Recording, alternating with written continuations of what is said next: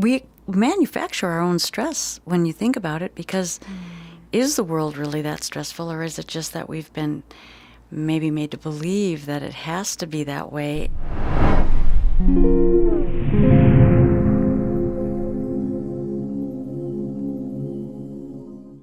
Try to identify the irritants in the life, or what if you eat something, how does that make you feel?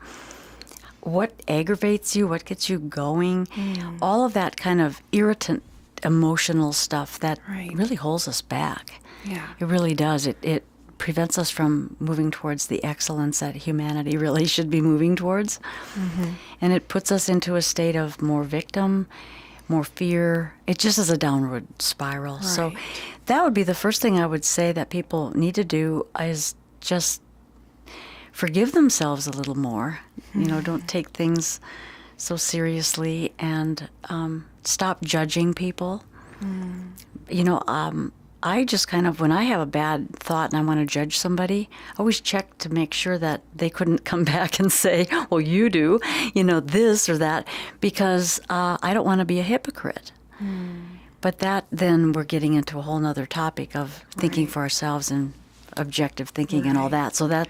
But if we can start with ourselves, just being mindful of that, that's a beginning to change a lot of energy around us, the energetics of our being. Right. And I think any of us can, observe the way that we feel when we get into that mind state of, stress or upset, or we feel, definitely feeling negative feelings towards any person. I mean, it's just, even though, we're projecting the negative feelings out at someone else, it's a very negative experience for us as well. So just it noticing when we are getting into that state of mind, and knowing that, the stress response of the body is going to respond whether there's a real threat, or whether you're just stressed out about traffic, or you're just stressed out about this or that thing.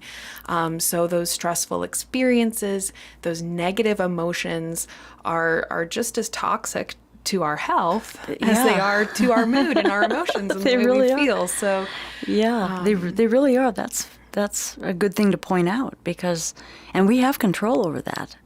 It's not always easy.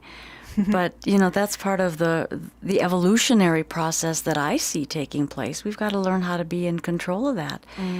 I think a lot of the emotions that we experience are not really maybe native to humans, especially when they get real aggressive. I think that there might be something more going on with that. So we do have control over that. So if we start to notice that and we start to live in that space, we should definitely consider the options of staying there or moving out, because it is, we either grow or die. We either blossom or wither. We don't ever stay still. We don't stay static. So when people can start to see that with their life too, then they can start to pay a little more attention to those subtle emotions and how they build on themselves, and how it makes our life be a little rougher. Right. There is a point of magic in this too, where when we just can let life come to us and we just deal with it as it comes and not make up stories about it, things work out easier. We can see the path better. We can see the way. We can see and appreciate people that are there to just kind of be there at the right time, And that's a whole another thing we can talk about it sometime, because it's really exciting.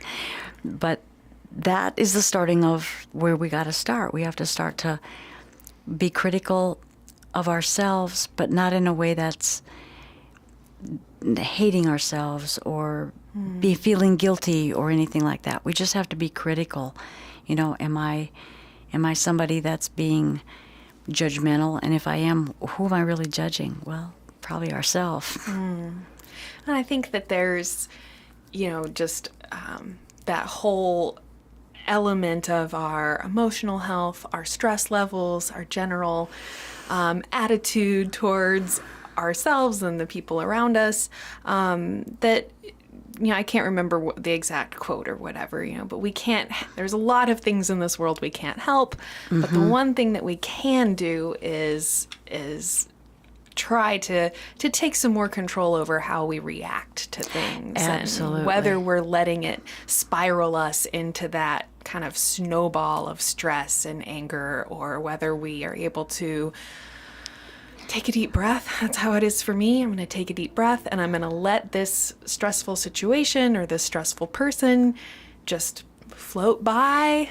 and not affect me. Yeah. And not propel me into that state of anger and stress. And because we live in a stressful world, and it does take a little bit of, responsibility for us to, start having more control over how we react to things, and just noticing the things that stress us out and trying to either face those stressful triggers with something like deep breathing, or for me, it's just walking outside, getting some fresh air, start to try and get out of that stress rut, so to speak. Yeah. And actually, if you think about it, we kind of make up the stress. Because if we're in a state where we can just let things, like there's a slow guy in front of me, instead of like, get me all upset by that, just look for a way to go around him and not think about it. Just, there's an obstacle here in the road. I just need to go around it, instead of personalizing it and throwing that out on him like, oh, you idiot, why don't you just go the speed or whatever, that goes on in my mind. We manufacture our own stress when you think about it, because is the world really that stressful, or is it just that we've been maybe made to believe that it has to be that way? And so maybe that's a good way to keep a little more control on the situation. Others can try to do that, but you're so right in saying that we have to take that on ourselves. We can't shove that off on, blame anybody for that. Right. So just in this one kind of piece of noticing the things that stress us out, doing our best to try and let go of negative emotions that are going to perpetuate that stress response, to help us get into that state of deeper relaxation. Yeah. The parasympathetic nervous system that helps our body heal and repair. When the body is under stress, I think it's important for people to realize that not only is stress kind of a gnarly thing to deal with, it's a bit unpleasant, it's actually negatively impacting your health. Absolutely. Your immune system, your digestion, your body's ability to function, much less getting into, we talked about the association of liver and migraines.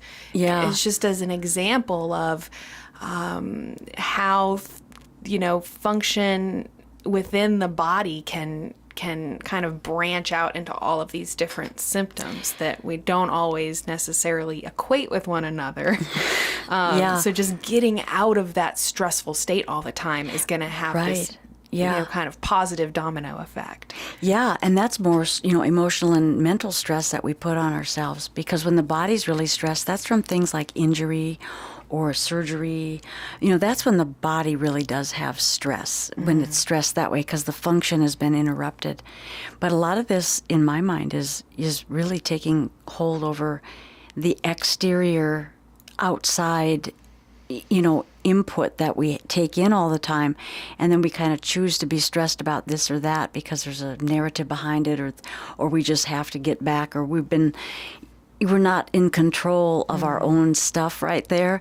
Right. So we're influenced by all these other things, and that's, I think, part of moving the paradigm forward and moving the evolution process forward and becoming a more, just a more mature people, because we're not just being triggered by every little thing and then acting it out. To view the full video version of this interview, along with hundreds of other life-changing health and wellness videos, subscribe to wellnessplus.tv or simply become a Patreon supporter at patreon.com/Psychetruth. And remember that if you want to be alerted of our new YouTube videos, you've got to be subscribed and click that notification bell. You can listen to this full podcast interview for free right now on your favorite podcast apps, including Spotify, Apple Podcasts, and more. I've included all the links you need down in the description below.